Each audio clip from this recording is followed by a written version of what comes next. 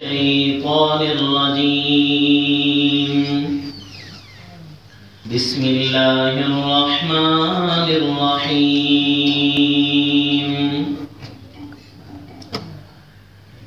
فلما أتاها نودي يا موسى إني أنا ربك فاخلع عليك إنك بالواد المقدس طوى وأنا اخترتك فاستمع لما يوحى إنني أنا الله لا إله إلا أنا لا إله إلا أنا فاعبدني وأقم الصلاة لذكري إن الساعة آتية أكاد أخفيها لتجزى كل نفس بما تسعى ما شاء الله وصلی اللہ علی النبی الکریم. میرے لیے انتہائی معزز اور محترم اساتذہ کرام اور طلباء جامعہ اور حاضرین و شرکاء محفل، اگرچہ جید اساتذہ اکرام ماہر فن اساتذہ موجود ہیں، لیکن اس طلباء کو کون سمجھائے کہ یہاں ضرورت تو نہیں ہے، لیکن چلے ان کی محبت ہے، ان کی خواہش اور حکم، اللہ تعالیٰ نے سعادت بخشی کہ تعمیل حکم ہوا. بس اگر اللہ تعالیٰ ہماری اس محفل کو قبول فرما لیں تو پھر یہ بہت بڑی ہی سعادت ہے.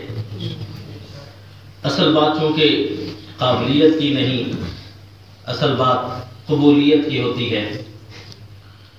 تو ہر لحظہ توحید و سنت کے مشن میں یہی خواہش ہے کہ میرا پیارا رب کہیں راضی ہو جائے، اور اگر یہ سعادت نصیب ہے تو پھر ساری قابلیتوں سے بڑی قابلیت یہی ہے.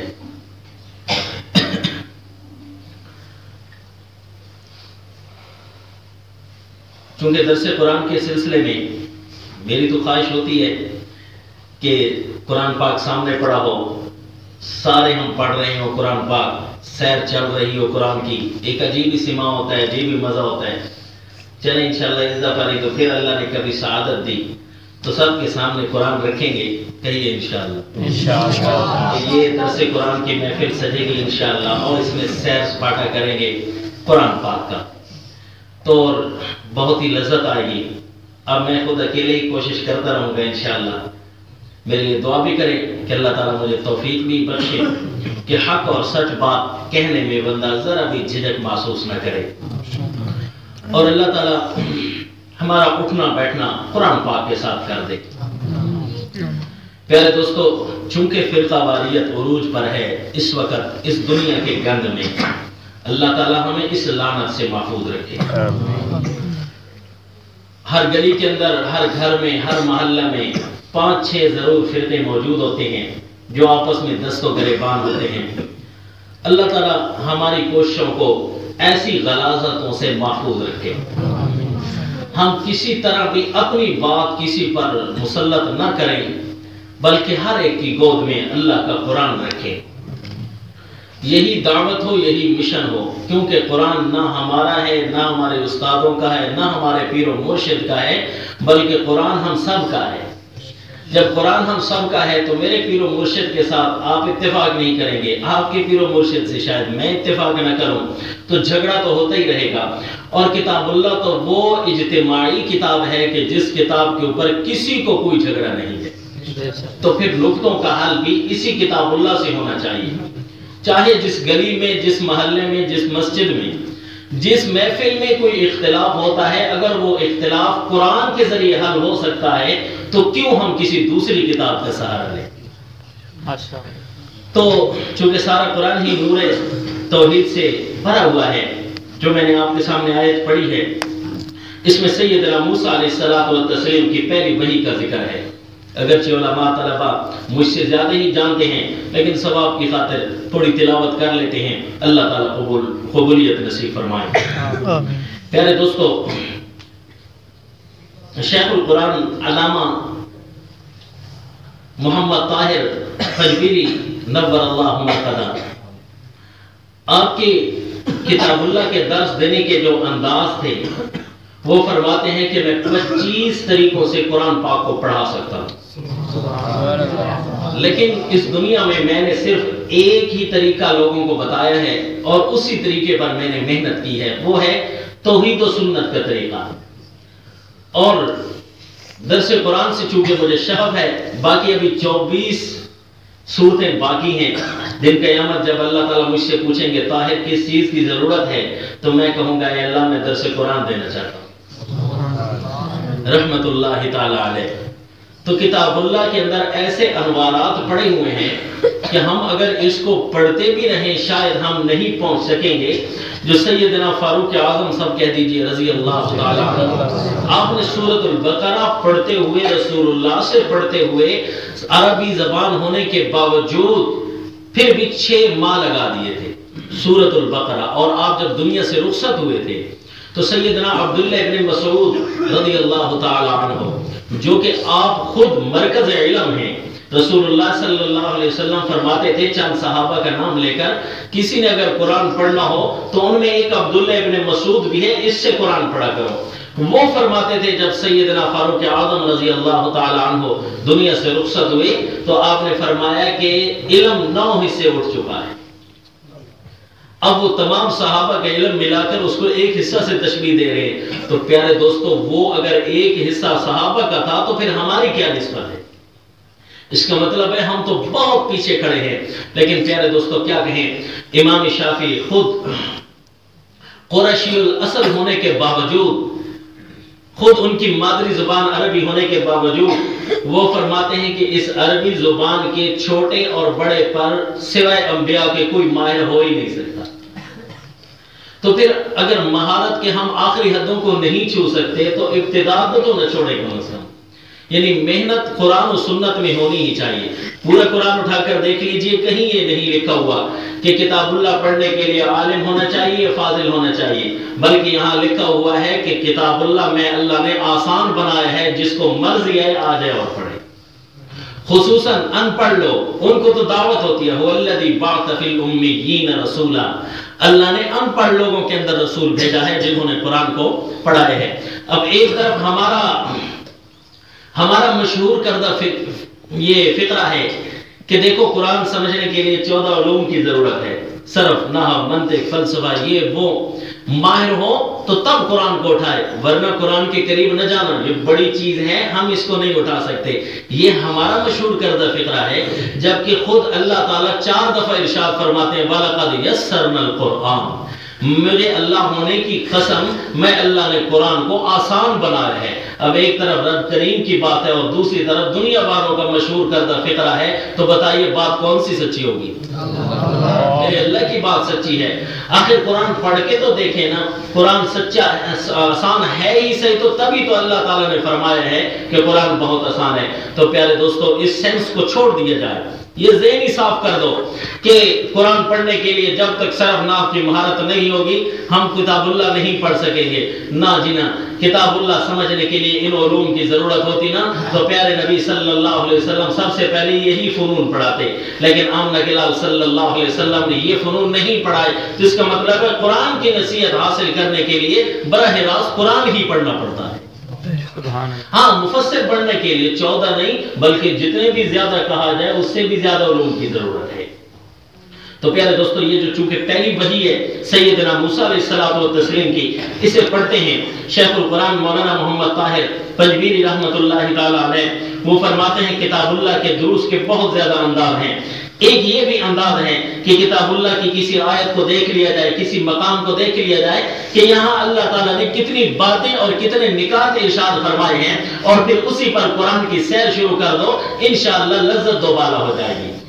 اب یہ جو وحی ہے پہلی سیدنا موسیٰ علیہ الصلوۃ والتسلیم کی، اللہ تعالیٰ نے پہلی وحی میں 3 باتیں ارشاد فرمائی تھی۔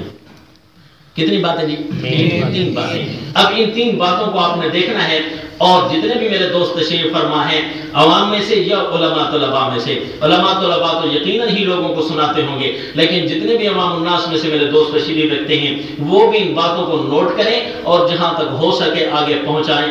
میرے رب نے سیدنا موسیٰ علیہ السلام کو وحی کی تھی، وہ ہماری شریعت بھی اللہ نے بنا کر قرآن میں نازل کر دی، تو اس کا مطلب یہ ہوا اللہ تعالیٰ یہ وحی ہمیں بھی سمجھانا چاہتے ہیں جو وہی پیارے موسیٰ علیہ الصلوۃ والتسلیم کو ہوئی ہے۔ چنانچہ ارشاد فرمایا، اعوذ باللہ من الشیطان الرجیم، بسم اللہ الرحمن الرحیم، فلما اتاها نودی یا موسیٰ انی انا ربک فاخلع إنك بالواد المقدس طوى۔ سورہ طٰہٰ آیت نمبر 11۔ فلما اتاها، جب آئے حضرت موسیٰ علیہ السلام آگ کے قریب، وہ ایک آگ تھی جو جل رہی تھی، علماء سے واقعہ سنتے رہتے ہیں، تو وہاں سیدنا موسیٰ علیہ السلام آگ لینے کے لیے گئے۔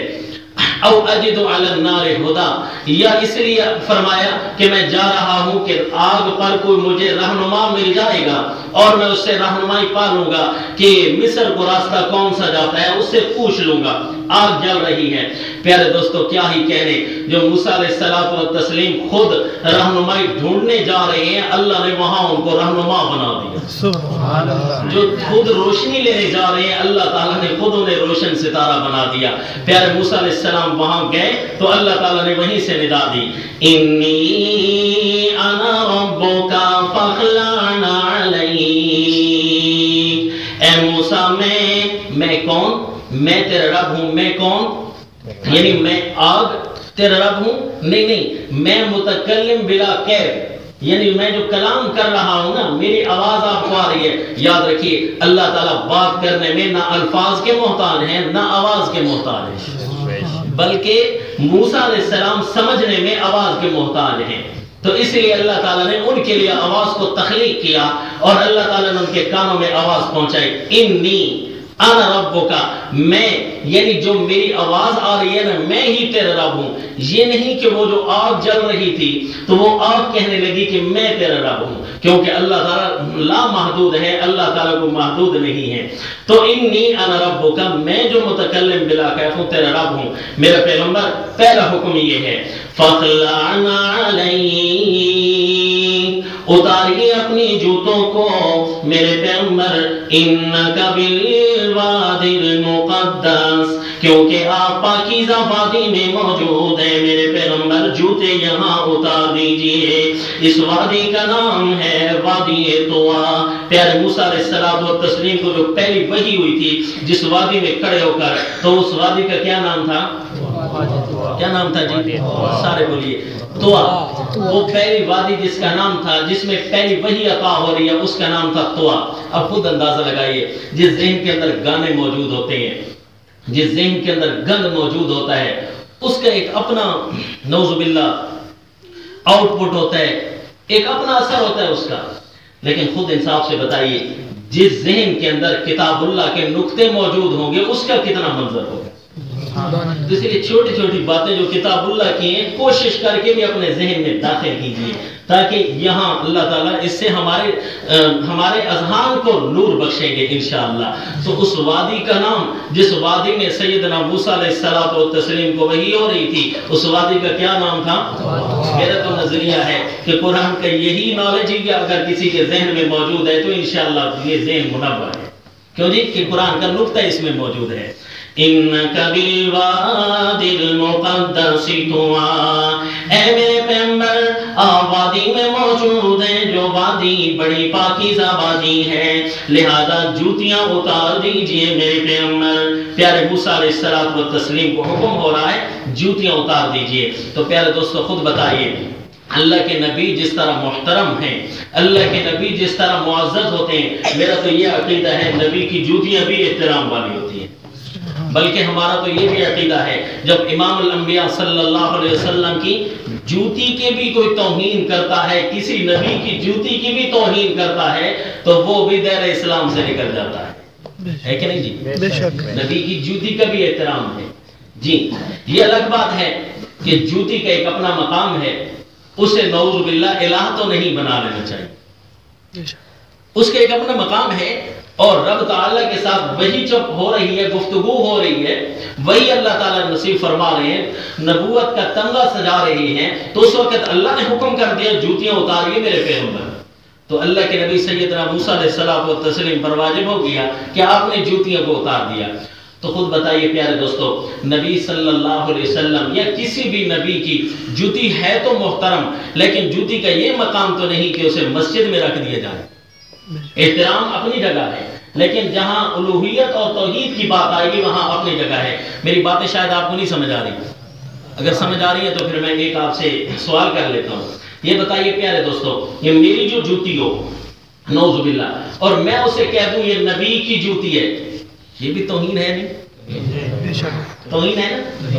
یعنی جو جوتی میرے نبی کی نہیں ہے، ایک تو جوتی جو میرے نبی کی ہے صلی اللہ علیہ وسلم، تو وہ جوتی عمدہ ہے، اور جو جوتی میرے نبی کی نہیں ہے اور میں کہہ دوں یہ میرے نبی کی جوتی ہے، تب بھی تو توہین ہے۔ یہ جو موجودہ جوتی کا نالین پاک کا جو نقشہ بازاروں میں سجا ہوا ملتا ہے، علماء بیٹھے ہیں پورے ذخیرہ حدیث میں کہیں بھی یہ نقشہ نہیں ہے جوتی کا کہ آپ صلی اللہ علیہ وسلم کے نالین پاک کا یہی نقشہ ہو، پورے ذخیرہ حدیث میں کہیں نہیں ہے۔ تو پھر جو جوتی میرے نبی کی نہیں ہے اس جوتی کو کہہ دینا یہ میرے نبی کی ہے تو توہین ہے کہ توہین ہے جی؟ توہین۔ تو جو جوتی میرے نبی کی ہوتی، جو جوتی میرے نبی کی ہوتی، اسے بھی اتار دینے کا حکم ہے، کیونکہ مقدس وادی میں نہ لے کر آئیے۔ تو جب نبی کی جوتی پر قرآن کی آیت لکھنا منع ہے، مقدس جگہ پر لے آنا منع ہے، تو کسی اور کی جوتی ہو تو اس پر قرآن کی آیت لکھنا اسلام ہے یا کفر ہے؟ خود بتائیے پیارے دوستو، یہ دعوت انصاف ہے، دعوت تحقیق ہے۔ ایک نقشہ میرے نبی کی جوتی کا ہے ہی نہیں، اسے میرے نبی صلی اللہ علیہ وسلم کی طرف منسوب کیا جاتا ہے، ایک عام سا نقشہ ہے، اور پھر ظلم یہ کہ اس پر آیات بھی لکھی جاتی ہیں، لا حول ولا قوت الا باللہ۔ یہاں تو قرآن درس دیتا ہے فَخْلَعْنَ عَلَيْكَ، میرے پیغمبر نہاں جوتیاں اتار کر آئیے۔ نبی کی بھی جوتیاں ہوتی تب بھی انہیں مسجد میں لے آنے کی اجازت نہ تھی، نبی کی بھی جوتیاں ہوتی صلی اللہ علیہ وسلم، اور اگر اس پر قرآن کی آیت لکھنا بھی نعوذ باللہ کفر ہوتا، تو پھر بتائیے خود انصاف سے میرے دوستوں کہ جب نبی کی جوتی نہ ہو اور اسے نبی کی طرح منسوب کر دینا بھی تو اسی طرح ظلم ہے۔ اللہ ہمیں محبت کی حدود اور قیود سمجھا دے۔ محبت ضرور، لوگ ہم سے پوچھتے ہیں تم پیروں کو مانتے ہو، تو ہم کہتے ہیں کیوں نہیں جی، پیروں کو پیر تو ہم ہی مانتے ہیں جی، پیروں کو خدا نہیں مانتے، پیروں کو الہ نہیں مانتے، پیروں کو پیر ماننا چاہیے۔ انصاف سے بتائیے، پیروں کو الہ مانتے ہیں ہم یا پیروں کو پیر مانتے ہیں ہم؟ پیر مانتے ہیں۔ تو پیروں کو پیر تو صرف ہم ہی مانتے ہیں نا، بے شک، تو پھر اور جو ہوں گے وہ پیروں کو الہ بنا لیں تو یہ بھی ظلم ہے۔ تو پیارے دوستوں، جب اتنی زیادہ محبت میں غلب ہونے لگتا ہے نا تو اس وقت پھر کفر کی حدود میں داخل ہونا شروع ہو جاتا ہے۔ اللہ تعالیٰ معاف کرے۔ نبی کی جوتی سے ضرور محبت کیجئے، اور کیوں نہ محبت ہو، پیارے سیدنا عبداللہ ابن مسعود سب کہہ دیجئے رضی اللہ تعالیٰ عنہ، آپ کا لقب تھا صاحب النعلین، صاحب المطہرۃ والوسادہ، یہ پیارے نبی صلی اللہ علیہ وسلم کی جوتیاں اٹھانے والے غلام ہیں رضی اللہ تعالیٰ عنہ۔ میرے نبی کی جوتیاں اٹھاتے تھے تو اتنی شان بن گئی کہ اللہ تعالیٰ نے انہیں مفسر قرآن بنا دیا، لیکن یہی میرے جوتیاں ہیں میرے نبی صلی اللہ علیہ وسلم کے۔ نماز میں تھے تو پیارے نبی صلی اللہ علیہ وسلم کو وہی ہوتی ہے میرے پیغمبر جوتیاں اتار دیجیے، حدیث شریف میں آتا ہے۔ تو اس لیے پیارے دوستو یاد رکھا کریں کہ محبت تو جائز ہے، محبت واجب ہے، لیکن غلو کرنا یہ ناجائز ہے۔ فخلعن علیک، فرمایا جوتیاں اتار دیجئے، انی انا ربک فخلعن علیک، اے میرے پیغمبر میں تیرا رب ہوں، تو جوتیاں اتار دے، انک بالوادی المقدس طوی، اے میرے پیغمبر آپ پاکیزہ وادی نہیں ہے جس وادی کا نام وادی طوی ہے، اس وادی میں آپ موجود ہیں، جوتی مبارک اتار دیجئے میرے پیغمبر، وَأَنَا اخْتَرْتُكَ فَاسْتَمِعْ لِمَا يُوحَىٰ، میں تجھے چن رہا ہوں میرے پیغمبر، لہذا تیرے اوپر وحی آنے لگی ہے، اسے توجہ دھیان سے سننا، وحی آ رہی ہے، فَاسْتَمِعْ لِمَا يُوحَىٰ۔ اب بڑی حیرت کا سوال ہے، عام دوستوں کے ذہن میں بھی شاید یہ سوال آتا ہو کہ دیکھیے سیدنا موسیٰ علیہ السلام و تسلیم کو پہلی وحی ہو رہی تھی تو آپ نہ جھجکے نہ ڈرے کہ بھئی میں نبی بن رہا ہوں، وہاں سے چلے کیوں نہ گئے، سوچنے کیوں نہ گئے، بلکہ فوراً ہی پہلی وحی سنی اور قبول کر لیا اور نبوت کے اعزاز کو اپنے سینے سے لگا لیا۔ تو کیسی حیران کن بات ہے، تو ایسی حیران کن بات نہیں، یہ عقلیات کے مطابق ہے۔ دیکھیے بچہ ہے نا، بچے کو کوئی نہیں سمجھاتا کہ ماں کی چھاتی سے دودھ پینا ہے، بلکہ جیسے ہی پیدا ہوتا ہے تو اللہ تعالیٰ اس کی فطرت اور ظرف کو اس کے مطابق کر دیتے ہیں، لہذا وہ وہیں سے اپنی خوراک کو ڈھونڈنے لگ جاتا ہے، اور نبی کا ظرف ہی اللہ نے وحی کے قابل بنایا ہے، جب ظرف کے اندر اپنی چیز داخل ہونے لگ جاتی ہے تو فوراً ہی وہ قبول کر لیتا ہے۔ تو اس لیے سیدنا موسیٰ علیہ السلام یہ کسی نبی کو حیرانگی نہیں ہوتی۔ وَأَنَا اخْتَرْتُكَ فَاسْتَمِعْ لِمَا يُوحَىٰ، اے میرے پیغمبر میں تمہیں چننے لگا ہوں، فَاسْتَمِعْ لِمَا يُوحَىٰ، سو جو وحی کی جانے لگی ہے اس کو توجہ سے سنیے، اِنَّنِي أَنَا اللَّهُ لَا إِلَٰهَ إِلَّا أَنَا، وہ تین باتیں جو آپ اللہ تعالیٰ نے پہلی وحی میں نصیب فرمائی تھی، وہ تین باتوں میں پہلی بات یہ ہے، اننی انا اللہ، بے شک میں ہی ہوں اللہ، لا الہ الا انا، نہیں ہے کوئی پکار کے لائق صرف میں اللہ ہی ہوں، فاعبدنی، اے میرے پیغمبر لہذا پکارنا تو صرف مجھے ہی پکارنا۔ یہ پہلی وحی ہے، تو اس میں نے ترجمہ کیا کیا، لا الہ الا انا، نہیں ہے کوئی پکار کے لائق مگر میں ہی ہوں۔ ہم بچوں کو کلمہ یاد کراتے ہیں نا کہ پہلا کلمہ طیب، طیب معنی پاک، لا الہ الا اللہ، اللہ کے سوا کوئی معبود نہیں، اللہ کے سوا کوئی عبادت نہیں، عبادت کے لائق نہیں، اللہ کے سوا کوئی، بہت سارے ہم اسے ترجمے بتاتے ہیں۔ نہیں پیارے دوستو، جب آپ نے اس کو ترجمہ یاد کرانا ہے نا تو ترجمہ ہوتا ہی دوسری زبان کا ہے، عربی کا ترجمہ عربی میں نہیں ہوتا، معبود بھی عربی کا لفظ ہے، الہ بھی عربی کا لفظ ہے، لہذا بچے کے ذہن میں ابتدا ہی سے توحید ڈالیے اور اسے سمجھائیے لا الہ، اس کا معنی یہ ہوتا ہے پکار کے لائق کوئی نہیں ہے۔ لا الہ کا کیا معنی ہے جی؟ پکار کے لائق کوئی نہیں ہے۔ پہلا کلمہ طیب، کوئی کہتے ہیں ہم طیب، کیا کہنا چاہیے؟ طیب اور طیب، ہاں تو معنی پاک میں نہیں کہنا بلکہ کیا کہنا ہے؟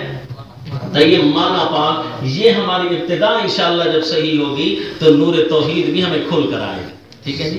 پہلا کلمہ طیب، طیب معنی پاک، لا الہ نہیں ہے کوئی پکار کے لائق، تو یہ معنی یاد رکھیے پیارے دوستو۔ پہلی وحی ہو رہی ہے سیدنا موسیٰ علیہ الصلوۃ والتسلیم کو، اللہ نے ارشاد فرمایا اننی انا اللہ لا الہ الا انا، اے میرے پیغمبر میں ہی اللہ ہوں، نہیں ہے کوئی پکار کے لائق مگر میں ہی ہوں، فاعبدنی، سو مجھے ہی پکارنا۔ تو یہ پہلی وحی ہو رہی ہے سیدنا موسیٰ علیہ الصلوۃ والتسلیم کو، جبکہ علماء طلباء جانتے ہیں اللہ تعالیٰ نے جملہ انبیاء کو یہی وحی کا درس دیا ہے۔ تو یہ پہلی وحی سیدنا موسیٰ علیہ الصلوۃ والتسلیم کو ہو رہی ہے، صرف آپ ہی کو نہیں بلکہ دیگر انبیاء کو بھی۔ سورہ الانبیاء آیت نمبر 25 میں اعلان ہوتا ہے وَمَا أَرْسَلْنَا مِن قَبْلِكَ مِن رَّسُولٍ إِلَّا نُوحِي إِلَيْهِ अन्नहु ला इलाहा इल्ला अना, आपसे पहले हमने कोई भी रसूल ऐसा नहीं भेजा मेरे पैगंबर कि जिन्हें ये वही ना की हो। हर रसूल को हमने वही की है। हर रसूल तो बुखारी शरीफ में आया कि अल्लाह ने सबसे पहले जो रसूल भेजे हैं वो सैयदना नूह अलैहिस्सलातु व तस्लीम हैं। यानी तरदीद शिर्क के लिए सबसे पहले अल्लाह ने जिस पैगंबर को भेजा उनका क्या नाम था? सैयदना नूह अलैहिस्सलातु व तस्लीम। तो इसलिए फरमाया जिस रसूल को भी हमने आपसे पहले भेजा, पहले जो थे तरदीद शिर्क के लिए नहीं बल्कि रज़ाइल की तरदीद के लिए आते थे, गुनाहों की तरदीद के लिए आते थे, आमाल को सही करने के लिए अंबिया तशरीफ लाते थे। लेकिन जो रिसालत अल्लाह ने तौहीद की दी है और शिर्क की तरदीद की दी है वो सबसे पहले हजरत नूह अलैहिस्सलातु व तस्लीम को मिली। तो इसलिए फरमाया वमा अरसलना मिन क़ब्लिका मिन रसूलिन इल्ला नूही इलैहि अन्नहु ला इलाहा इल्ला अना। मैं बातें सही कर रहा हूँ जी? अनफिट गुफ्तगू है, फिट है जी। तो ये इसलिए मुझे पूछना पड़ रहा है प्यारे दोस्तों कि ये लतीफ़ा नहीं है बल्कि हकीकत है कि एक जगह हम दरस कुरान देने गए तो प्रोफेसर थे, बड़ी हैरत हुई कि प्रोफेसर होकर ये गुफ्तगू करें। तो मुझे बाद में कहने लगे जनाब आपने जो ये आयतें हमारी मस्जिद में बयान किए ना तो अभी इनका टाइम नहीं आया था।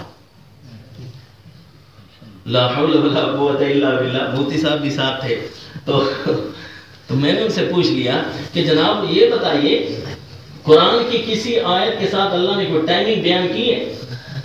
तो पूरा कुरान ही जब बेहतर है तो जब मर्जी आए वही आयत बयान कर लेनी चाहिए। तो जब माहौल बन जाएगा तो उस वक्त हम कुरान बयान करेंगे। तो हमारा तो दावा ये है कि बगैर कुरान के माहौल बनता ही नहीं।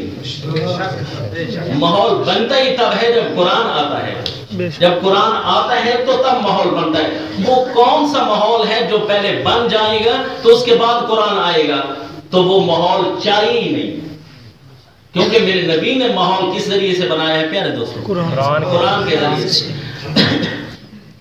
शेखुल हदीस मौलाना ज़करिया रहमतुल्लाहि ताला अलैह, सब कह दीजिए रहमतुल्लाहि ताला अलैह, सिलसिला तबलीग में जो उनकी मेहनत है काबिल दीद है। अल्लाह ताला बुजुर्गों की नेक सीरतों पर चलाने वाला बनाए। हजरत सैयद पीर तरीक़त सैयद इनायतुल्लाह शाह बुखारी, सब कह दीजिए रहमतुल्लाहि ताला अलैह। आप अस्पताल में गए, हमारे साथ वाक़या सुनाते हैं कि जब हजरत शेखुल हदीस मौलाना ज़करिया रहमतुल्लाहि ताला अलैह बीमार थे तो आप अस्पताल में जब उनके पास गए तो सारे लोग उनसे मिल रहे थे और दुआएं ले रहे थे कि जी हमारे लिए दुआ कीजिए, हमारे लिए दुआ कीजिए। लेकिन जब हजरत पीर तरीक़त सैयद इनायतुल्लाह शाह बुखारी रहमतुल्लाहि ताला अलैह, पीर होता है जिसकी जुबान भी पीर होती है अल्हम्दुलिल्लाह। तो सैयद इनायतुल्लाह शाह बुखारी रहमतुल्लाहि ताला अलैह ने आपने उनको हाथ दिया रुखसती के वक़्त और ये फरमाकर रुखसत होने लगे कि हजरत हमारे लिए तो आप दुआ करते ही हैं, हमें यकीन है, लेकिन हमें इस चीज की जरूरत है कि आप अपने लिए भी दुआ करें कि आपकी जरूरत है। अगर आप यहां से चले गए तो इनको कौन संभालेगा? ये अभी भी हमारे साथ लड़ने लग जाते हैं। जो नए नए जाते हैं ना तो वो समझते हैं कि उस्ताद ये चिल्ले पर क्यों नहीं गया, लिहाजा उसको भी लड़े शुरू कर देते हैं। तो हज़रत शेखुल हदीस रहमतुल्लाह अलैह समझाते थे, वो भाई ठीक है तुमने वक़्त लगा लिया लेकिन उलमा बेचारों को तो कुछ ना कहो। यानी बुजुर्ग समझाते रहते थे। तो हज़रत सैयद इनायतुल्लाह शाह बुखारी रहमतुल्लाह अलैह ने फरमाया हज़रत अभी आपकी भी ज़रूरत है, हमारे लिए भी आप दुआ करते हैं लेकिन अपने लिए भी दुआ कीजिए। तो हजरत शेखुल हदीस रहमतुल्लाहि ताला अलैह ने उनके हाथ को अपने सीने पर रख दिया और रोने लग गए। अच्छा, इस दुनिया में अभी भी ऐसे लोग मौजूद हैं जो दूसरों का पहले भला चाहते हैं? कह दीजिए अल्हम्दुलिल्लाह। तो प्यारे दोस्तों देखिए कितने बड़े अजीम लोग थे। क्योंकि वो अजीम लोग थे उनकी गुफ्तगू भी बड़ी अजीम हुआ करती थी। तो शेखुल हदीस मौलाना ज़करिया रहमतुल्लाहि ताला अलैह ने जो मेहनत लोगों को समझा कर दी है ना कि उलमा के साथ साथ चलते रहना और उनसे पूछते रहना, तो तुम्हें मैं कुछ छोटे छोटे नुक्ते समझा कर जा रहा हूँ। तो उन्होंने चंद निकात में से जो नुक्ते समझाए हैं तो मैंने बड़ी मोहब्बत से याद किए 6 नंबर। कैसे जी? बड़ी मोहब्बत से याद किए थे क्योंकि हज़रत शेखुल हदीस मौलाना ज़करिया रहमतुल्लाहि ताला अलैह इनके दिए हुए मलफूजात हैं तो इन्हें याद करना चाहिए। तो उन मलफूजात में से एक मलफूज ये भी है कि नबी के तरीके पर चलकर دونوں جہان کی کامیابی کا یقین ہمارے دلوں میں آ جائے اور غیروں کے طریقے پر چل کر دونوں جہانوں کی ناکامی کا یقین ہمارے دلوں میں آ جائے. تو پیارے دوستو ہم یہی سوچتے ہیں اتنے بڑے امام تھے وہ نبی کا طریقہ ہمیں بتا کر گئے ہیں تو ہم پوچھتے ہیں نبی نے تبلیغ کس طریقہ سے کی؟ اگر اسی طریقہ سے تبلیغ کریں گے نا تو دونوں جہانوں کی کامیابی ہی کامیابی ہے. آئیے میں قرآن سے آپ کو حوالہ دیتا ہوں میرے نبی نے کیسے تبلیغ کی ہے. آئیے پیارے دوستو تو یہ فٹ گفتگو ہے جس ساتھ مجھے بتا دیں سیدنا موسیٰ علیہ السلام و تسلیم کو آپ تبلیغ اسی کی فرما رہی ہیں اور امام الانبیاء صلی اللہ علیہ وسلم نے بھی تبلیغ اسی کی کرنی ہے. لیکن پیارے نبی صلی اللہ علیہ وسلم نے قرآن بھی بیان کرنا ہے ساتھ اور اسی انداز سے توحید بیان کرنی ہے جس انداز سے قرآن توحید بیان کرتا ہے. تو پیارے دوستو آئیے دیکھتے ہیں نبی کا طریقہ کیا ہے میدان تبلیغ میں. تو کہیے میرا نبی 4 چیزیں دنیا میں کرنے آئے ہیں. کتنی چیزیں جی؟ 4 چیزیں. تو اب آئندہ کوئی بھی میرا دوست یہ حضرت شیخ الحدیث مولانا زکریا رحمۃ اللہ تعالی علیہ کے قیمتی ملفوظات ارشاد فرمائے تو ساتھ ساتھ قرآن کی اس آیت کا حوالہ بھی دیا کرے تو انشاءاللہ شیخ الحدیث کے لفظ کی تائید قرآن بھی کر دے گا جی کہ نبی نے کس انداز سے تبلیغ کی ہے. تو آئیے وہ انداز یہ تھا. سورۃ البقرہ آیت نمبر 129 میں فرمایا ربنا وابعث فیہم رسولا منہم یتلو علیہم آیاتک ویعلمہم الکتاب والحکمت ویزکیہم انک انت العزیز الحکیم. پیارے ابراہیم علیہ السلام و تسلیم دعا مانگ رہے ہیں ربنا وابعث فیہم رسولا. ہمارے استاد فرماتے ہیں کہ یہ دعا اس وقت مانگی تھی جب اللہ نے فرمایا تھا اے میرے نبی مانگ کیا مانگتے ہیں آپ نے میرا گھر تعمیر کیا ہے نا اب مانگیے آپ نے کون سا انعام مانگنا ہے. آپ نے میرا گھر کعبۃ اللہ تعمیر کیا ہے تو پیارے نبی حضرت ابراہیم علیہ السلام نے بھی ایسا انعام مانگا ہے ایسا انعام مانگا ہے جب سے اللہ نے مخلوق کو پیدا کیا ہے اور جب تک اللہ قائم رکھے گا ایسا انعام کوئی نہیں مانگ سکا. جو انعام حضرت ابراہیم علیہ السلام نے مانگ لیا وہ انعام کون سا تھا؟ اے میرے اللہ نبیوں کے نبی امام الانبیاء صلی اللہ علیہ وسلم کو میرے اس گھر میں بھیج اور میری اولاد میں بھیج دے. تو یہ اس لیے پیارے نبی صلی اللہ علیہ وسلم فرماتے تھے انا ثمرۃ دعائے جد ابراہیم میرے نبی ابراہیم علیہ السلام نے مجھے مانگا تھا. تو پیارے دوستو یہ نبی مانگ لینا کوئی چھوٹا انعام ہے بہت بڑا انعام ہے. کتنا بڑا انعام تھا تو وہاں فرما رہے اللہ ایسا نبی بھیجنا جو اس میں 4 کام کرے. کون سے؟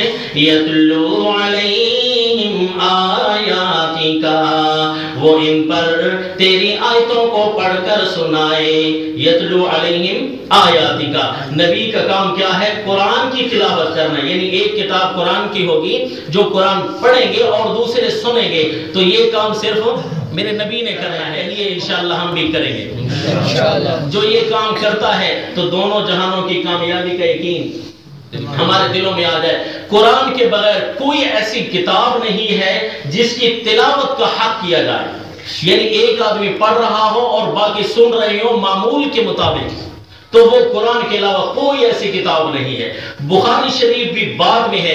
یعنی صرف ایک آدمی کہے کہ میں قرآن کی تلاوت کر کے لوگوں کو نہیں سناتا بلکہ صرف بخاری شریف کی تلاوت کر کے لوگوں کو سناتا ہوں تو یوں سمجھیے اس نے نبی کا طریقہ نہیں پکڑا بلکہ نبی کا طریقہ تو یہ ہے کتاب اللہ کی تلاوت کرے اور تلاوت کر کے لوگوں کو سنائے. یہ میرے نبی کا طریقہ ہے. اگر کتاب اللہ کے علاوہ میرے نبی نے کسی اور کتاب کی تلاوت کی ہونا تو یاد رکھنا پھر وہی طریقہ ہوگا لیکن میرے نبی نے صرف قرآن کی تلاوت کی. شیخ الحدیث مولانا زکریا میں ذرا الجھن دور کر رہا ہوں. شیخ الحدیث مولانا زکریا رحمۃ اللہ تعالی علیہ کیونکہ بیان تبلیغ ہے حضرت سیدنا موسیٰ علیہ السلام کو پہلی وحی مل رہی ہے اور نبوت کا اور تبلیغ کا براہ راست سرٹیفکیٹ مل رہا ہے جا کر میرے پیغام آگے تک پہنچانا. اس لیے اس موضوع کو میں بھی لے رہا ہوں. شیخ الحدیث مولانا زکریا رحمۃ اللہ تعالی علیہ نے ایک کتاب فضائل اعمال لکھی ہے. تو فضائل اعمال حضرت شیخ الحدیث مولانا زکریا رحمۃ اللہ تعالی علیہ نے کیا پیارے دوستو اس لیے لکھی ہے کہ اس کی تلاوت کی جائے. انصاف سے بتائیے اس کی تلاوت کی جائے تلاوت کر کے دوسرے اس کی سماعت کریں یہ حضرت شیخ الحدیث رحمۃ اللہ تعالی میری اس بات کو ہٹ پر نہ لیجئے، تحقیق پر لیجئے، امید ہے آپ کو میری اگلی گفتگو ضرور سمجھ آئے گی۔ حضرت شیخ الحدیث مولانا زکریا رحمۃ اللہ تعالی علیہ نے تو اس لیے لکھی ہے تاکہ عورتیں اور بچے ایک دوسرے کو، ہمارے پرانے دیہاتوں کا رواج ہے نا، بجلی چلی جاتی تھی یا ہوتی نہیں تھی، لیٹ بند ہو جاتا تھا تو بچے ڈرتے تھے، تو ان کو بیٹھ کر پھر کہانیاں سنانی شروع کر دیتی تھیں عورتیں، تو پھر کیا کرتے، تو جھوٹ موٹ ہر قسم کا ملا دیتے۔ تو شیخ الحدیث چونکہ امام گزرے، کہیے رحمت اللہ تعالی، اور امام ہوتا ہی وہ ہے جسے دنیا کی فکر ہوتی ہے، حتیٰ کہ بچوں کی بھی فکر تھی جن کو ماں کہانی سناتی تھی۔ تو فرمانے لگے کہ میں نے ان کے لیے کتاب لکھی ہے تاکہ عورتیں اس کو پڑھیں۔ کون پڑھیں جی؟ عورتیں اس کو پڑھیں اور بچوں کو سنائیں۔ صرف اس لیے تھی، نہ یہ کہ پیارے دوستو تلاوت کے لیے آئی ہے، تلاوت کے لیے تبلیغی نصاب بن کر کیا چیز آئی ہے؟ اور یہ نبی کس کا طریقہ ہے؟ نبی کا طریقہ، اور نبی کے طریقے پر چل کر دونوں جہانوں کی کامیابی کا یقین ہمارے دلوں میں آ جائے۔ کیا قیمتی امام گزرے ہیں، شیخ الحدیث مولانا زکریا رحمۃ اللہ تعالی علیہ، ایک ہی فکر نے ہمیں ان کا جو ہے گرویدہ بنا لیا ہے، رحمۃ اللہ تعالی علیہ۔ تو پیارے دوستو یاد رکھیے گا، یہ اگر تلاوت آپ کریں، اگر آپ پڑھنا چاہیں، ویسے میں مطالعہ سے منع نہیں کر رہا، اگر کوئی چاہے کہ میں کتاب پڑھتا ہوں، اس کا میں مطالعہ کرتا ہوں، کوئی منع نہیں ہے، میں نے اپنے پیسوں سے خرید کر رکھی ہے الحمدللہ، جی ہاں میرے پاس پڑھی ہوئی ہے۔ لیکن یاد رکھیے ایک بات، پڑھنے والے کی ذمہ داری بھی ہوتی ہے، وہ یہ ہے کہ جتنی بات بزرگ نے لکھی ہے وہ پوری سنائی جائے، جی اتنی نہ پڑھی جائے کہ جتنی بزرگ نے ایک پوائنٹ، اگر قرآن کی بھی ایک چھوٹی سی آیت اٹھا کر دیکھ لو تو پھر یہ بھی نعوذ باللہ اس کا بھی معنی بگڑ جائے گا۔ قرآن میں اللہ تقربوا الصلاۃ، نماز کے قریب بھی نہ جاؤ، پھر تو چھوٹا سا یہ حصہ قرآن کا پڑھ لینا بھی تو پھر اس طرح گناہ ہے، تو لہذا قرآن بھی پورا پڑھنا ہے، اور جو ہمارے بزرگ نے کتاب لکھی ہے اسے بھی پوری پڑھنی ہے۔ جی کل اگر یہ آپ میں سے کوئی یہ کہہ دے کہ بھائی فضل اعمال سے منع کر گیا ہے، تو یاد رکھیے کہنا منع نہیں کیا، تھوڑا پڑھنے سے منع کیا ہے، زیادہ پڑھا کریں، پورا پڑھا کریں۔ حضرت شیخ الحدیث رحمۃ اللہ تعالی علیہ نے ایک روایت لکھی ہے کہ حضرت آدم علیہ السلام کی وہ غلطی معاف نہیں ہو رہی تھی، تو آپ نے اوپر دیکھا کلمہ لکھا ہوا تھا، میرے اللہ اسی کا واسطہ ہے، جی لہذا یہ فضائل اعمال کے اندر لکھی ہے۔ لیکن اگر اتنی بات ہوتی تو پھر کافی تھا، میرے شیخ الحدیث نے آگے بھی کچھ لکھا ہے۔ تو پڑھنے والے کے لیے ضروری ہے کہ ایک شیخ الحدیث کی بات ہے، اگر آپ میدان تبلیغ میں اسے پڑھنا چاہتے ہیں، اول تو آپ کو نہیں پڑھنی چاہیے بلکہ قرآن پڑھنا چاہیے۔ اگر کسی بزرگ کے ملفوظات کو آپ نے پڑھنا ہے تو بزرگ سے محبت نبھائیے اور پورا پڑھیے، آپ کو پڑھنا چاہیے۔ اگر کسی نے بھول کر ایک آدھ دفعہ فضائل اعمال پڑھ لی ہے تو منع نہیں کرتے، لیکن اتنا ضرور کہتے ہیں کہ پھر پورا پڑھیے، تاکہ ایک بزرگ کا انڈیا پورا تو کم از کم ظاہر ہو جائے۔ حضرت شیخ الحدیث مولانا زکریا رحمۃ اللہ تعالی علیہ کو اس لیے میرے پیر کہہ کر گئے، حضرت کاش کہ آپ زیادہ رہ جائیں، ہم خیر ہے چلے جائیں، آپ یہاں رہ جائیں اور لوگوں کی آپ نے اصلاح زیادہ کرنی ہے اور لوگ آپ کے گرویدہ زیادہ ہیں۔ اللہ تعالیٰ حضرت شیخ الحدیث نور اللہ مرقدہ ان کی قبر پر کروڑ رحمت نازل کریں، اور ہم اپنی دعاؤں میں یہی کہتے ہیں، اے اللہ شیخ الحدیث صاحب سے ہم محبت کرتے ہیں، اے اللہ ہمیں اس محبت کی وجہ سے معاف فرما۔ یہ سمجھا تو کریں نا جی، میں یہ نہیں کہہ رہا اے اللہ ہمیں آپ کو شیخ الحدیث کا واسطہ ہے، وسیلہ ہے، یہ ناجائز ہے، کیونکہ ابھی کہہ رہا ہوں کہ وسیلے والی روایت کے متعلق انہوں نے خود کیا لکھا ہے، جھوٹی ہے، لہذا ہم یہ کہہ سکتے ہیں محبت کا وسیلہ دے سکتے ہیں، اعمال کا وسیلہ جائز ہے۔ اے اللہ ہمیں شیخ الحدیث صاحب رحمۃ اللہ تعالی علیہ سے محبت ہے، اے اللہ ہمیں معاف فرما دیجیے۔ یہ تو محبت کا وسیلہ تو دینا جائز ہے۔ انہوں نے کتنی پیاری بات لکھی ہے کہ دیکھو کہلوائی ہے بلکہ زبانی یاد کروائی ہے، اس لیے تو میں نے بھی اس کو یاد کیا ہے سبقاً، اور اپنے استاد کو پھر پڑھ کر بھی سناتا تھا کہ نبی کے طریقے پر چل کر دونوں جہانوں کی کامیابی کا یقین اور غیروں کے طریقے پر چل کر دونوں جہانوں کی ناکامی کا یقین۔ اور یاد رکھیے جو کتاب اللہ کی تلاوت کر کے میدان تبلیغ میں نہیں سناتا، شیخ الحدیث پہلے فتویٰ لگا کر گئے ہیں، دونوں جہانوں کی ناکامی کا یقین اسے آ جانا چاہیے کہ میرے نبی نے تو کوئی اور تبلیغی نصاب بنایا تھا اور میں اس کس چیز کو تبلیغی نصاب بنا رہا ہوں۔ پیارے دوستو بزرگوں کے ساتھ محبت ضرور ہے، پر بزرگوں کی محبت کا یہ معنی نہیں ہے کہ ان کے نام کو چومتے رہیے، بلکہ محبت کا یہی معنی ہے کہ ان کے فرمان پر بھی عمل کیجیے۔ سلطان العارفین سلطان باہو سب کہہ دیجئے رحمت اللہ تعالی علیہ، ہم ان کے ساتھ محبت کرتے ہیں، صرف ان کے ساتھ نہیں ان کے فرامین کے ساتھ بھی محبت محبت کرتے ہیں جی، ان کے ساتھ محبت کرنا یہ اور ان کے فرامین کو چھوڑ دینا یہ زیادتی ہے۔ تو انہوں نے کیا کہا تھا؟ انہوں نے کہا تھا یہ جو کلمے کا تم کہتے ہو نا کلمہ پڑھ لو، تو وہ بڑے چونکہ لوگ تھے وہ کہتے تھے میں کہتا ہوں کلمے کا پہلا لفظ ہی پڑھ لو سارے جھگڑے ختم ہو جائیں۔ سبحان اللہ۔ وہ کہتے تھے لا لا لا ہما لا کن چتیغے لا بدستاری، یہ لا لا لا، یہ جو لا الہ الا اللہ پہلا لفظ کیا ہے جی؟ لا لا لا ہما لا کن، بڑا آئے چھوٹا آئے سب کو لا کرتا جا، چتیغے لا بدستاری، جب لا کی تلوار تیرے ہاتھ میں آ جائے نا پھر کسی کو نہ چھوڑنا، لا مسجودہ فی الکونین الا ہو، اللہ کے علاوہ سجدوں کے لائق بھی کوئی نہیں۔ نعرہ تکبیر، یہ ہمیں لا سمجھاتی ہے جی، اور بزرگ ہوتا ہی ہے کہ سجدے کو حرام قرار دے دیا، کہاں سے ثابت کر دیا؟ لا کے پہلے لفظ سے، تو کہیے رحمت اللہ تعالیٰ، کتنے بڑے امام گزرے۔ تو انہیں کسی نے کہا بھائی ان کے کلام باغ جو ملتا ہے، ان کو کسی نے کہا جناب صرف آپ ہی عالم ہیں، آپ کو لا کا معنی آتا ہے اور کسی کو نہیں آتا، یہ لا کا معنی صرف آپ نے کیا ہے اور کسی کو نہیں آتا جی۔ تو انہوں نے فرمایا میں مانتا ہوں سب کو آتا ہے۔ حافظ وہ اب اپنے ہندکو کے جو اشعار ہیں اس کے آگے لکھا ہوا ہے، حافظ پڑھ پڑھ کرے تکبر، ملا کرے ودائی ہو، سامن ماں دے بدلا وانگو، بدے کتاباں چائی ہو۔ مانتا ہوں مولوی زیادہ ہیں، عالم زیادہ ہیں، لیکن انہوں نے کتابوں کو لا ضرور رکھا ہے پر کتاب کو کھول کر نہیں پڑھتے۔ جی ہاں، میں یہ کہوں کہ یہ مسئلہ سچا ہے، میں نے قرآن سر پر رکھا ہوا ہے، تو آپ کہیے تو چوروں کا کام ہے سر پر قرآن رکھنا، اگر مسئلہ سچا ہے تو یہی کھول کر بیان کیجیے۔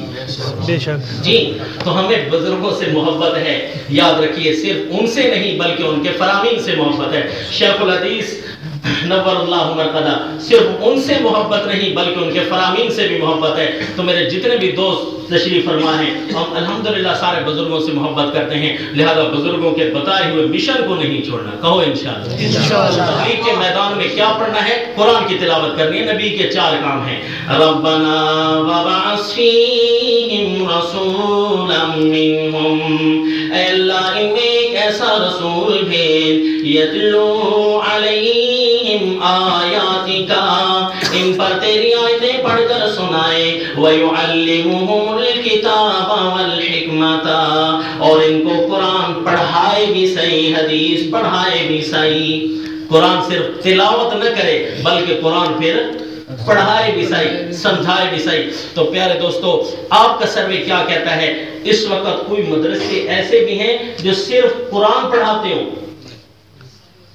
میرا سروے تو بتاتا ہے کہ الحمدللہ سارا سال بھی ہم قرآن پڑھتے رہتے ہیں، لیکن جب شعبان اور رمضان آتی ہے تو میرے استاد اور میرے بزرگ چھٹیاں کرا دیتے ہیں، کہتے ہیں کوئی کتاب نہیں پڑھیں گے، صرف قرآن پڑھیں گے۔ تو یہ توحید و سنت کی جتنی بھی ایک جال بچھی ہوئی ہے، اللہ تعالیٰ اس کو تا دیر رکھے، بلکہ اللہ اس کو قیامت کی صبح تک طلوع رکھے۔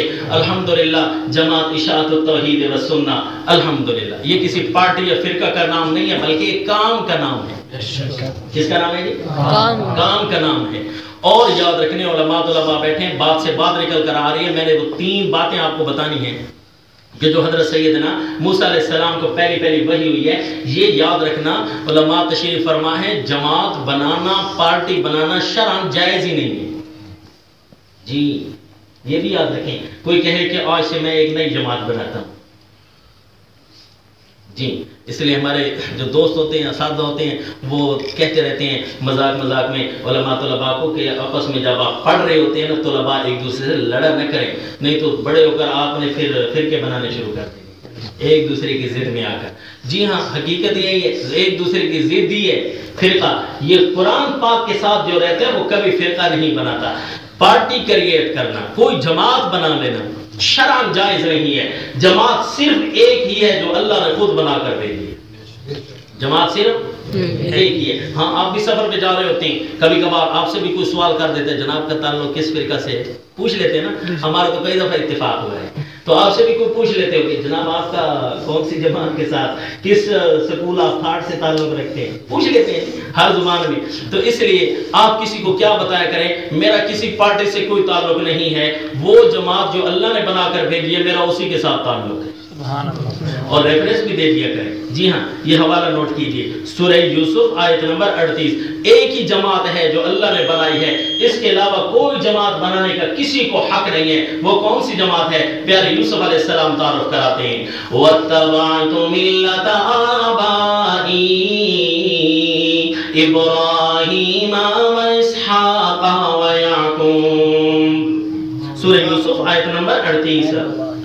جیل کے دوستوں نے جب خواب کی تعبیر پوچھی, آپ علماء سے واقعہ سنتے رہتے ہیں, تو آپ نے بتایا میں کو خواب کی تعبیر بتاؤں, شیطان تیرے ذہن میں ڈال دے گا پتہ نہیں جناب کس فرقہ کی طرف لے کر جا رہے ہیں.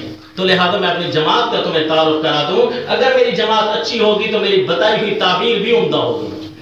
اگر میری اٹھک بیٹھک کسی غلط لوگوں کے ساتھ ہوگی تو ظاہر ہے میری گفتگو بھی غلط ہوگی. تو فرمایا وَاتَّبَعْتُ مِلَّةَ آبَائِي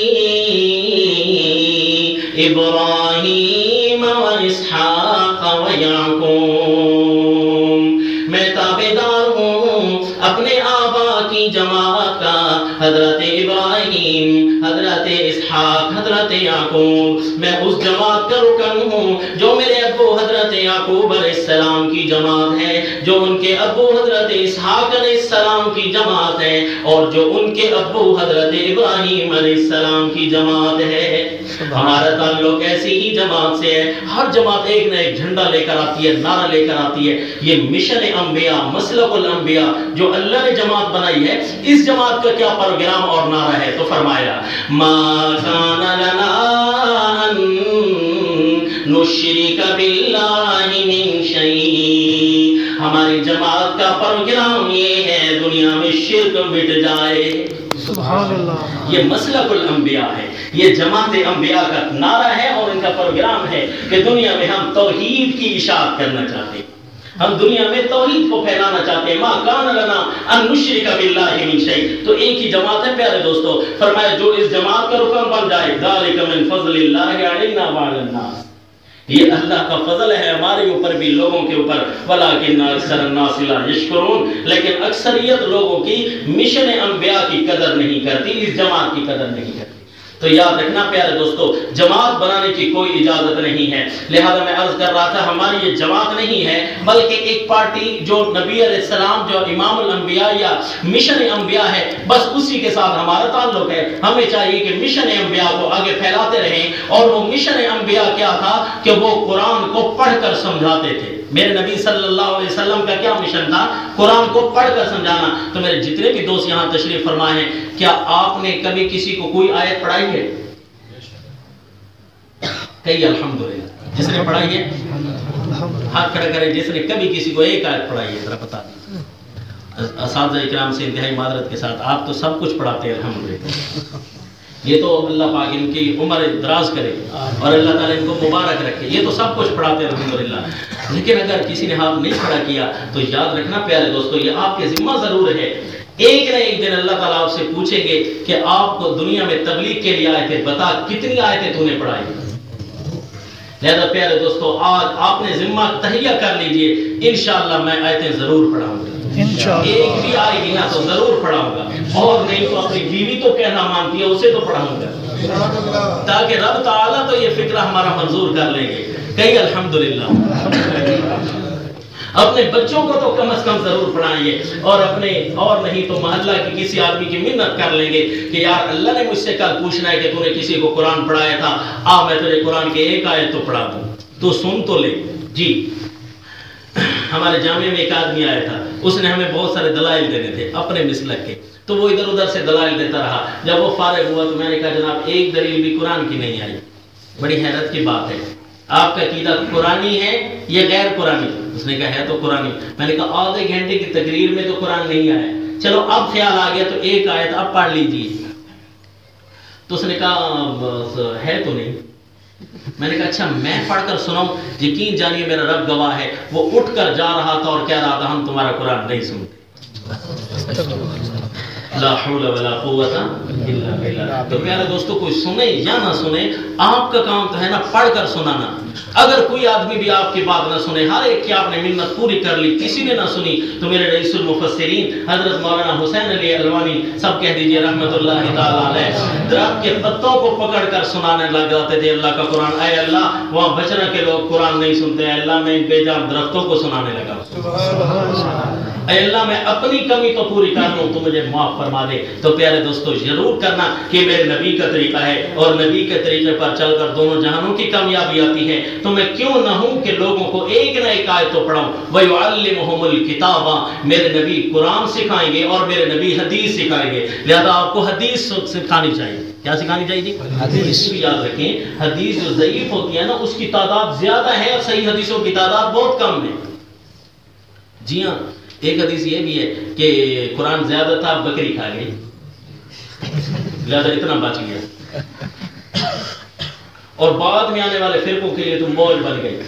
انہوں نے کہا جناب ہماری آیت بھی قرآن میں تھی صحیح. ہم نے کہا بھئی وہ تو 10 بکری کھا گئی ہے, اسی میں تھی. کہتے ہیں نہیں نہیں, نہ اس میں تھی نہ اس میں ہے, بلکہ بکری کے ساتھ ایک لیلا بھی تھا. لا حول ولا قوت الا باللہ, سب کی موج بن گئی. تو یاد رکھیں یہ بھی تو روایت ہے پھر, لیکن کیا کہیں گے؟ ضعیف, جھوٹ, خراب, غلط ہے, یہ بات ٹھیک نہیں ہے. اور لوگوں نے بھی ایسی حدیثیں مشہور کر رکھی ہیں جو ضعیف حدیث کی کتابوں میں بھی نہیں ہے, صحیح میں تو ہے نہیں, اور ضعیف حدیث کی کتابوں میں بھی نہیں ہے. مثلا شام کے وقت جھاڑو نہیں لگانا. جی جی, تو پھر یاد رکھیے پیارے دوستوں, جو روایتیں ضعیف کتابوں میں لکھی ہوئی ہیں, جو ضعیف روایتیں لکھی ہوئی ہیں کتابوں کے اندر, وہ بھی نہیں ماننی, اور جو ضعیف ہم نے بنائی ہیں وہ بھی نہیں ماننی. ایک حدیث آپ کو بتا دوں جو ضعیف ہو, صحیح بات ہے تو سنا رہا ہوں, تو ضعیف بھی تو سنا رہے. جی, تو ڈاکٹر کا کام ہے کہ ہر قسم کی چیزیں بتا دیتا ہے کہ اس کے سائیڈ ایفیکٹس کیا ہے جی, اور اس کے فوائد کیا ہوں گے. لہذا یاد رکھنا ایک روایت چونکہ زبان زد عام ہے, اس لیے میں چاہتا ہوں کہ دوستوں کو کنفرم ہو جائے, کہیں آپ میسج نہ پھیلاتے پھرے. ایک روایت علماء طلباء کو تو یقیناً پتہ ہے کہ ایک روایت ہے میرے نبی نے فرمایا لا حول ولا قوت الا باللہ. ڈر لگتا ہے یار کہ ایک تو تم نے ضعیف بنا لی اور پھر نبی کے ذمہ بھی لگاتے ہو نا, کسی اور کے ذمہ لگا لو تو گزارا تو ہو جائے گا. لیکن نبی نے فرمایا دور سے پڑھو گے تو فرشتے پہنچائیں گے, نزدیک سے پڑھو گے تو میں خود سنوں گا. لا حول ولا قوت الا باللہ. لیکن اگر کسی کو یہ بات سن کر افسوس ہونے لگا کہ یار تو نے یہ نہیں کہنا چاہیے تھا, کسی اور مثال کو درمیان میں لے آتا, مثال ضروری ہے یہی دینی تھی آپ نے, تو یاد رکھنا پیارے دوستو, آپ کی تسلی کے لیے عرض کر دوں کہ اگر یہ عقیدہ اس پر بنانا فرض ہے نا, تو پوری سیاستہ میں یہ روایت ہے ہی نہیں. تو امام بخاری اس عقیدے کے بغیر گیا ہے, کیا کہیں گے؟ تو حضرت امام بخاری رحمۃ اللہ تعالی علیہ کو یہ روایت نظر نہیں آئی, جو آج کل ہم نے نعوذ باللہ معیار کفر اور اسلام بنا دیا ہے. اس کے پیچھے نمازیں نہیں ہوتی جو کہتے ہیں یہ روایت ضعیف ہے. لا حول ولا قوت. اور خدا تمہارا کیا کرے, 95% لوگ نماز نہیں پڑھتے, اور جو 5% پڑھنے لگے تھے تم ان کی بھی ٹانگیں کھینچتے ہو کہ اس کے پیچھے نماز نہیں ہوتی.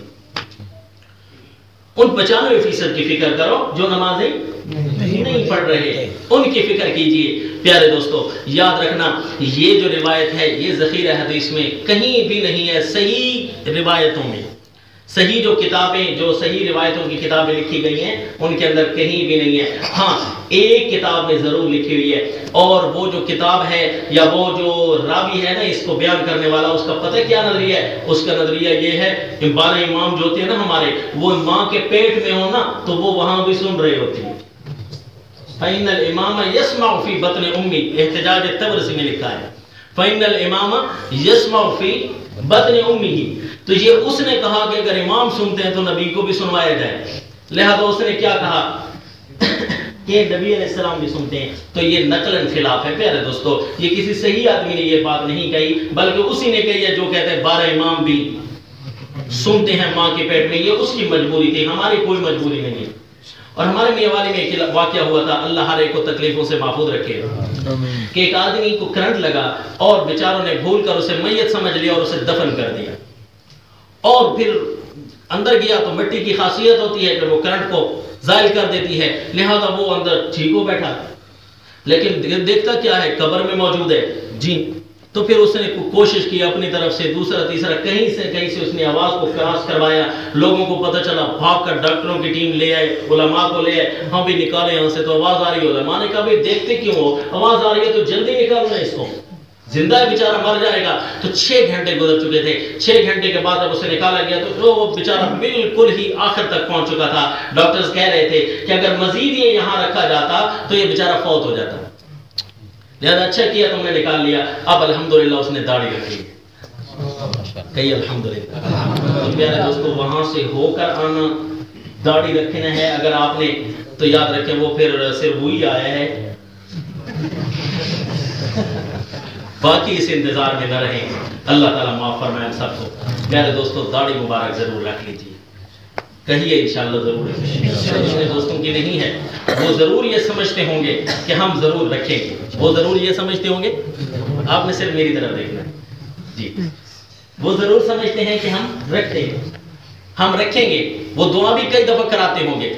تو صرف میں ان کو یہ کہتا ہوں کہ مزید ایک دلیل ہماری بھی ایڈ کر لیجیے اپنے ساتھ، تاکہ کہیں آپ کو اکیلے میں بیٹھ کر اس کا کام کرنا آسان ہو جائے۔ آپ شیطان کو کہنا ایک فیشن میرے نبی نے مجھے دیا ہے اور ایک فیشن تو دے رہا ہے، تو میں تیرے فیشن کو اپنا کر نبی کو 0 سے ضرب دے رہا ہوں، تجھے ہیرو بنا رہا ہوں، لہذا آج سے میں کہہ رہا ہوں میرے نبی جیتے گا انشاءاللہ، تو ہارے گا انشاءاللہ۔ جو فیشن میرے نبی نے دیا ہے داڑھی مبارک رکھ کر، میرے نبی خوبصورت ہے کہ نہیں؟ بے شک۔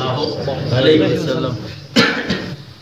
تو اسی لیے ضرور داڑھی رکھوں گا کیونکہ میرے نبی نے مجھے یہ فیشن دیا ہے صلی اللہ علیہ وسلم۔ تو یاد رکھ لینا، یہ جو ضعیف روایت ہے نا اس کی تعداد زیادہ ہے، لہذا جو کام صحیح ثابت ہے نا احادیث طیبہ سے، یا جو میرے نبی نے کیا ہے ان کو لے لینا ہمارے لیے انتہائی ضروری ہے اور واجب ہے۔ تو یاد رکھ لینا پیارے دوستو، نبی کا کام ہے حدیثیں بھی سمجھانا، لہذا آپ بھی کوشش کریں گے حدیثیں بھی سمجھائیں گے، آپ کوشش کریں گے کہ نہیں انشاءاللہ؟ انشاءاللہ۔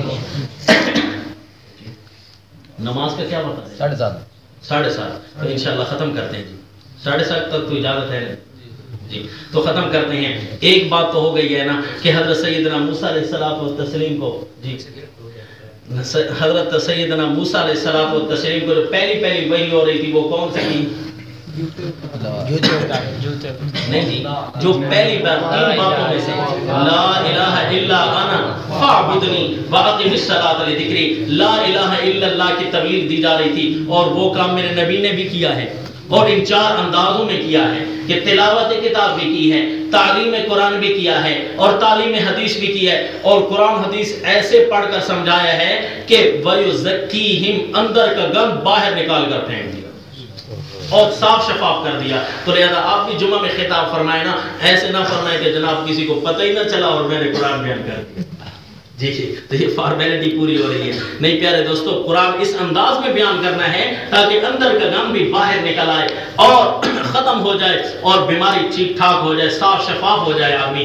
وَيُزَكِّيهِمْ، یہ 4 کام میرے نبی نے کرنے ہیں، اور وہی جو حضرت موسیٰ علیہ السلام کو پہل ہو رہی تھی وہ یہی وہی تھی کہ لا الہ الا انا فاعبدنی۔ میرے نبی تم نے لوگوں کو یہ کہلوانا ہے اور یہ بتانا ہے کہ اللہ کے علاوہ کوئی پکار کے لائق نہیں، لہذا اللہ ہی کی پکار کرنی ہے۔ لا الہ الا انا فاعبدنی، یہ پہلا لفظ تھا، اس کی تشریحات کچھ بقایا بھی ہیں، لیکن میں اس پوائنٹ کو یہیں پر رکھ کر اگلی 2 باتوں کو پورا کر کے اجازت چاہتا ہوں۔ دوسری وحی جو تھی، دوسرے نمبر پر اللہ نے فرمایا میرے پیغمبر وَأَقِمِ الصَّلَاةَ لِذِكْرِي، وَأَقِمِ الصَّلَاةَ لِذِكْرِي، نماز کو قائم رکھنا، اس سے میری یاد آئے گی، نماز کو قائم رکھنا اس سے میری یاد آئے گی۔ حضرت امام محمد سب کہہ دیجئے رحمت اللہ تعالیٰ علیہ، تلمیذ خاص امام اعظم ابو حنیفہ رحمہ اللہ علیہ، وہ جب نماز کے لیے کھڑے ہوتے تو یوں کہتے اللہم اعنی علی ذکرک وشکرک وحسن عبادتک، اے اللہ نماز پڑھنے لگا ہوں تو میری امداد کر جی۔ تو وہ نماز پڑھتے ہوئے جب امداد مانگتے ہیں تو پھر ہمارے لیے تم بطریق اولا ضروری ہو گیا۔ یاد رکھنا پیارے دوستو، تو یہ نماز ہے میرے رب کے ساتھ ملاقات کے ذریعے۔ اللہ نے پہلی وحی میں ارشاد فرمایا تھا میرے پیغمبر وَأَقِمِ الصَّلَاةَ لِذِكْرِي، تو پہلی وحی میں تھا نا، تو اس کے اندر کچھ خاص باتیں تو موجود تھیں، اور نماز ہے ہی یہی کہ برائیوں کو مٹا دیتی ہے۔ ان الصلاۃ تنہا عن الفحشاء والمنکر، خود بخود یہ گناہ ختم ہو جاتے ہیں، گناہ استغفار سے بھی ختم ہوتے ہیں، اور جو نماز صحیح کر پڑتا ہے اس کے گناہ بھی ختم ہو جاتے ہیں۔ استغفار، ہاں جی، تاریخی ایک واقعہ میں پڑھ رہا تھا، وہاں ایک آدمی حضرت امام احمد بن حنبل رحمہ اللہ علیہ، ان کی سمانے میں لکھا ہے کہ وہ ایک جگہ گئے تو رات پڑ گئی، تو چونکہ ذرائع مواصلات کم تھے تو انہوں نے چاہا کہ میں کہیں رات کروں، اور میں دیار غیر میں ہوں، مجھے جاننے والا کوئی نہیں ہے، لہذا میں ایک مسجد میں پڑاؤ کروں گا۔ تو مسجد میں مجبوری کی خاطر پڑاؤ کرنے کی اجازت ہے۔ کس کی خاطر جی؟ مجبوری، اسپیشل آرام کرنے کے لیے مسجد میں تشریف نہ لائیں، اسپیشل کہ میں سوں گئی مسجد کے اندر، یوں نہ کیجئے۔ ہاں اگر بالفرض والمحال آپ کے لیے کوئی جگہ نہیں ہے، آپ دیار غیر میں آئے ہوئے ہیں، تو لہذا مسجد میں پڑاؤ کر سکتے ہیں۔ تو حضرت امام احمد بن حنبل رحمہ اللہ علیہ نے جب مسجد کے اندر پڑاؤ کرنا چاہا تو چوکیدار آیا، اس نے کہا جناب باہر نکلیے نا، نماز پڑھ لی ہے تو میں نے مسجد کو بند کرنا ہے۔ انہوں نے کہا بھائی میں دیار غیر کا مسافر ہوں، مجھے یہیں رہنا ہے۔ حضرت مولانا حسین علی الوانی رحمۃ اللہ تعالی علیہ وہ اس طرح میاں والی سے چل کر موسیٰ ڈیرے سمیع خان میں ان کے پیر رہتے تھے، حضرت خواجہ عثمان دامانی رحمۃ اللہ تعالی علیہ، ان سے جا کر جو ہے تصوف حاصل کرتے تھے۔ تو راستے میں ایک شہر آتا تھا، تو ان کے سوانے میں لکھا ہے کہ ایک شہر ہے، وہاں میں نے پڑاؤ کیا تھا، کوئی مسجد تھی چھوٹی سی، اس کا نام تھا کھتی۔ کیا نام تھا جی؟ کھتی نام ہے۔ اب بھائی مجھ پر کیا غصہ کرتے ہیں، جیسے میں کیا کہہ سکتا ہوں۔ تو وہ کہتے ہیں میں نے ایک مسجد میں پڑاؤ کیا، تو میرا ذہن یہ کہتا ہے کہ چونکہ ولی وہاں پڑاؤ کر کے گیا ہے نا، وہی ولی وہاں سے گزر کر گیا ہے، ضرور اللہ اس کو رنگ لگائے گا۔ آج اس شہر میں توحید و سنت کا ایک بہت بڑا مرکز موجود، الحمدللہ۔ تو وہ امام احمد بن حنبل رحمہ اللہ علیہ نے فرمایا میں یہاں پڑاؤ کروں گا، تو چوکیدار نے کہا نہیں جناب یہاں تو نہیں ہو سکتا، یہ میری ذمہ داری ہے آپ کو یہاں سے نکالنا۔ انہوں نے کہا پھر میں کہاں جاؤں گا؟ اس نے کہا تو میرا مہمان بن جا۔ کہا یہ تو پھر اور بھی اچھا ہے، میں آپ کے ساتھ آتا ہوں۔ تو لے کر آ گئے، تو امام احمد بن حنبل رحمہ اللہ علیہ مہمان خانے میں تشریف فرما ہیں، آپ سنتے ہیں کہ وہ روٹی وغیرہ بھی تیار کر رہا ہے اور زور زور سے استغفار پڑھتا ہے، زور زور سے استغفار پڑھتا ہے۔ تو جب وہ میرے پاس آیا تو میں نے اس سے پوچھا بھائی سارے اذکار کی کوئی نہ کوئی خاصیت ہوتی ہے، تو نے استغفار کی سلیکشن کیوں کی ہے، اسی کو تو زیادہ کیوں کرتا ہے؟ تو اس نے کہا جناب میں نے اس کے بڑے فوائد دیکھے، میں نے اس کے بڑے فوائد دیکھے۔ بھئی کیا فائدے دیکھیں؟ کہا میں جو بھی دعا کرتا ہوں نا میری قبول ہو جاتی ہے، یہ استغفار کے فوائد ہیں جی۔ صرف ایک دعا میری قبول نہیں ہو رہی، مجھے امید ہے کہ وہ بھی ہو جائے گی۔ آپ نے فرمایا بھئی تیری وہ کون سی دعا ہے؟ کہا عرصہ دراز سے دعا مانگ رہا ہوں کہ اللہ امام احمد ابن حنبل کو کبھی میرے گھر لے آئے، میں یہ دعا مسلسل مانگ رہا ہوں، پتہ نہیں کب قبول ہوگی۔ آپ نے فرمایا تیری دعا قبول ہے، میں ہی ہوں، الحمدللہ۔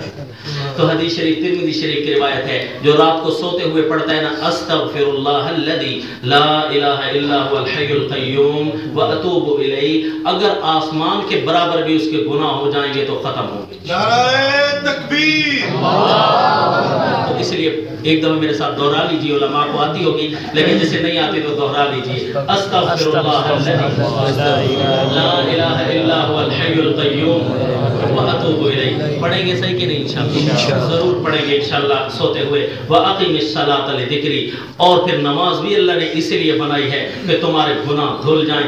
یہ دوسری وحی تھی، لہذا نماز کی بھی بڑی فکر کرنا، نماز کی بھی بڑی فکر کرنا، نماز کو ایسے پڑھنا کہ نماز کے اندر رہنے کا بھی پتہ ہو کہ میں اس وقت نماز میں ہوں۔ وَأَقِمِ الصَّلَاةَ لِذِكْرِي، اور تیسری وحی یہ تھی إِنَّ السَّاعَةَ آتِيَةٌ أَكَادُ أُخْفِيهَا لِتُجْزَىٰ، میرے پیغمبر اور نہیں تو قیامت تو آ رہی ہے نا، لہذا حساب کتاب دینا ہوگا، لہذا اس کی تیاری کیجئے۔ میرے لیے بھی دعا کیجئے، اپنے لیے بھی، کہ اللہ تعالیٰ دن قیامت کھڑے ہونے کی ہمیں تیاری نصیب فرمائے۔ وَمَا عَلَيْنَا إِلَّا الْبَلَاغُ۔ الحمد للہ رب العالمین، الرحمن الرحیم، مالک یوم الدین، إياك نعبد وإياك نستعين، اهدنا الصراط المستقيم صراط الذين أنعمت عليهم غير المغضوب عليهم ولا الضالين۔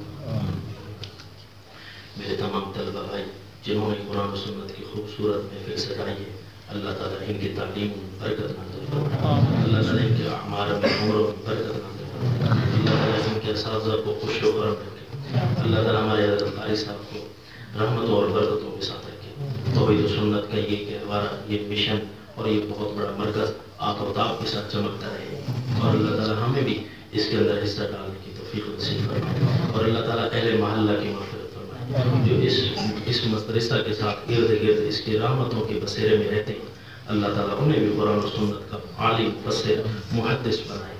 آمین۔ اللهم لك الحمد كما أنت أهل ولك الشكر كما أنت أهل اللهم إنك أنت